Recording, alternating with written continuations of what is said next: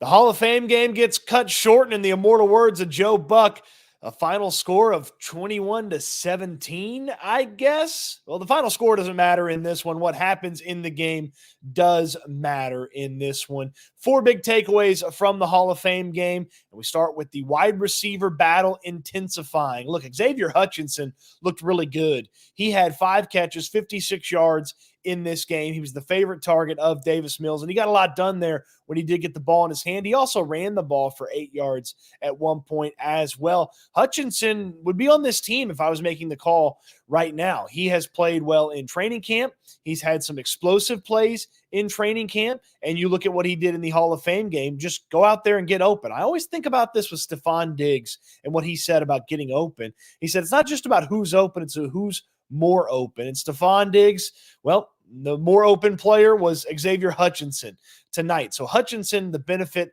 of a lot of the early work, and he looked really good in that opportunity. But another wide receiver who had a nice impact was Ben Skoranek. Skoranek had a couple of nice plays as well. He had that one where he had to sky for the ball and catch it and hold on to it as he came down with it down the field from Davis Mills. They had the little miscommunication on that little toss play short where that was an incomplete pass. And Skoranek also had a holding call while he was on offense, but he also had that one catch where he caught it behind his back and was able to reel it in with one hand. He had a one-handed catch in training camp the other day. When you factor in everything that he does on special teams, as well as his ability to give you just something on offense, I'd put Ben Skoranek on the team as well. And if Xavier Hutchinson makes the team and Ben Skoranek makes the team, well, then no John Mechie. We saw Mechie in there, 2 targets, 1 catch, I guess a drop on that other one. There's a little contact getting there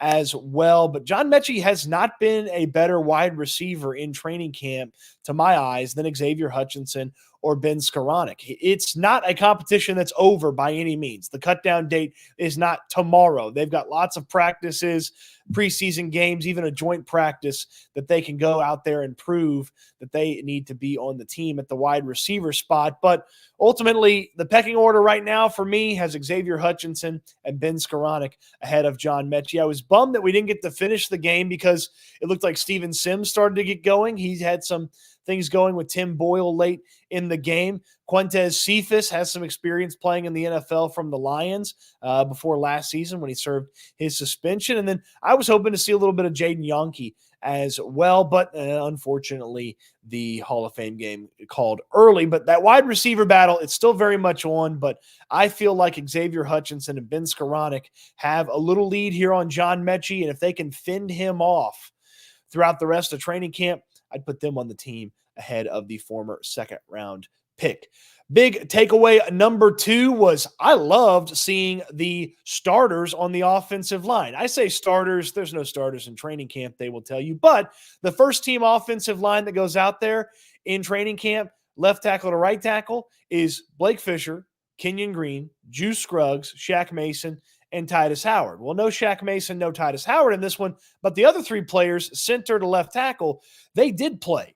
And I felt like all 3 of them looked pretty good. Blake Fisher didn't have any trouble with any of the Bears backups that he was going against. Kenyon Green moved a few guys out of the way, and Juice Scruggs took care of his business as well. It was good to see those guys get some things down. They have got to build some cohesion at that center left guard spot with Juice Scruggs and Kenyon Green. And both those guys didn't play last year. Scruggs at that position is what I want to say. He didn't play at center last year, and Kenyon Green didn't play last year. So they could use the game reps there. And then Blake Fisher, hey, he gets trial by fire every week with Daniil Hunter and Will Anderson, and even Derek Barnett going out there. Let him go out there and build the confidence, even if it's against the backups for the Bears that aren't guys that you would write home about. Go out there, take care of your business, and Fisher did just that. Other notes on the offensive line, Chris Reed, who we haven't noted a bunch in training camp to this point, he was the starting right guard for the Hall of Fame game. And then Nick Broker, who played guard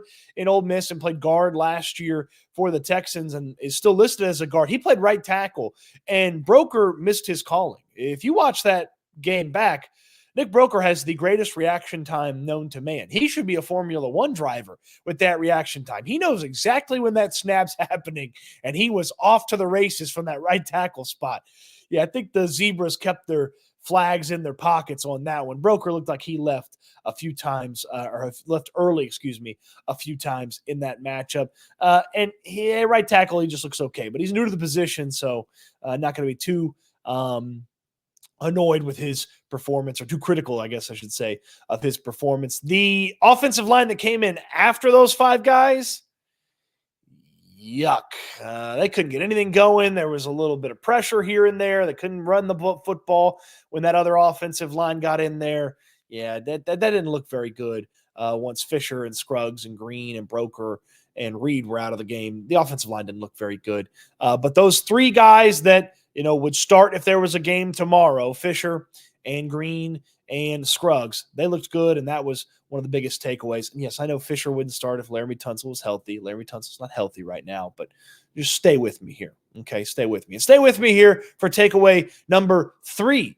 Kalen Bullock was one of the only guys that looked good in the secondary tonight. And even then, he had a little bit of a hiccup moment. You love the forced fumble, not just because he went in there and made a hit on a guy that's bigger than he is. Kalen Bullock is not the biggest player on this secondary at all. But he went in there and made a big hit on a much bigger player. He had to identify that and then arrive there and make the play as well, showing that range that he has at that safety spot when he kind of plays that center fielder position where he's just out there and he just has to make everybody else right.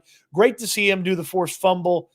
Got to continue to try to get the ball. None of his teammates could come up with it. The Bears ultimately kept possession of the ball. I don't want to say because Bullock was celebrating, but hey, stay focused, dial it in a little bit, and make sure that doesn't happen.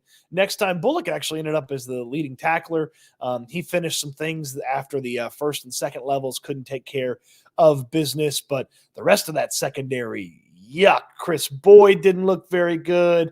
The corners, the communication, it felt like, was really off between the linebackers and the secondary, which is something that's going to drive D'Amico Ryans crazy. He constantly is talking about how communication has got to be excellent for this defense to succeed. And it looked like the communication was just not there from the secondary. So I thought Kalen Bullock had a nice moment or two in the secondary. MJ Stewart, maybe a tackle here or there, but ultimately the secondary, PU, not very good in this matchup. I mean, Brett Ripken.